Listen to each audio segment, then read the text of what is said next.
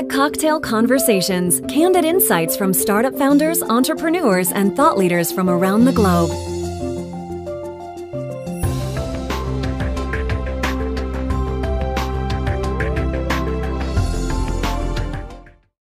When we started 2 years ago, we knew that celebrating entrepreneurs and promoting particularly other regions around the country would be a good thing.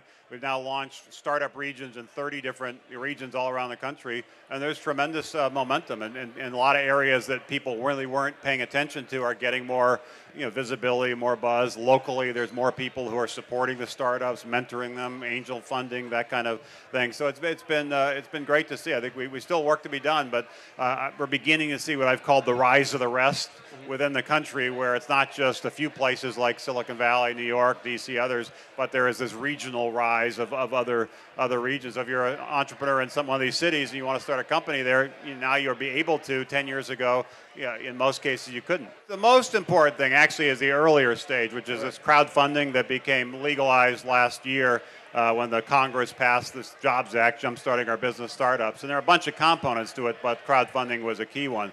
And that's particularly important in these regions that don't have well-developed angel networks or seed financing. Right. So now you have the ability to essentially put your company up there, and people in that region or outside that region would be more aware of it. So I think it's a big deal. It's not yet fully legal because the SEC still has to write some rules, so it's taking a little bit longer than we'd like. But that I think can be very helpful to get more entrepreneurs to get that initial few $100,000 they need to really get on the playing field and have a shot.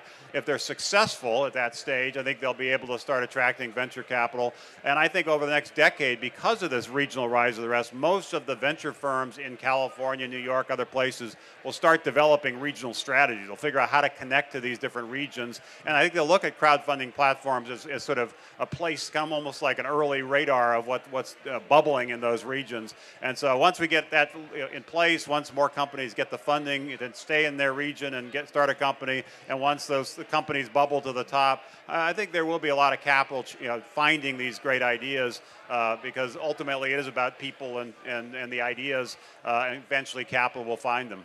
They're really kind of, for me, three buckets. My wife, Jean, really runs the foundation, so that she takes the lead on that. So the main is Revolution, and we've kind of ramped up our growth activity. We're now ramping up our venture activity. So really trying to build Revolution into the leading firm on the East Coast that's investing in great entrepreneurs with great change-the-world ideas. So that's the main one.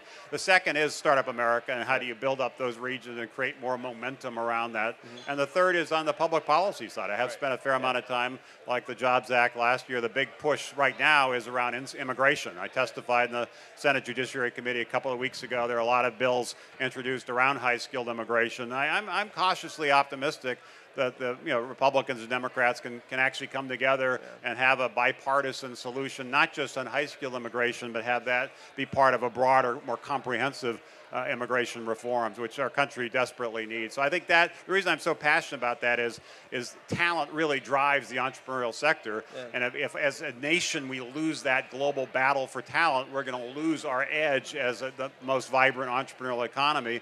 And there are many countries that have really stepped up their activity in the last 5 or 10 years to really be a magnet for talent. Our policies around attracting entrepreneurs and engineers, innovators, is really out of step with what's happening globally, and we really need to fix that and fix it quickly. The good news is we still attract some of the best and brightest from all over the world to come to our universities. Over half of the people getting PhDs and masters are from other nations. The crazy part is then once we give them these PhDs or masters, we kind of kick them out and force them to create companies in other countries that compete with our companies here. So it really is crazy, and hopefully this year will fix it.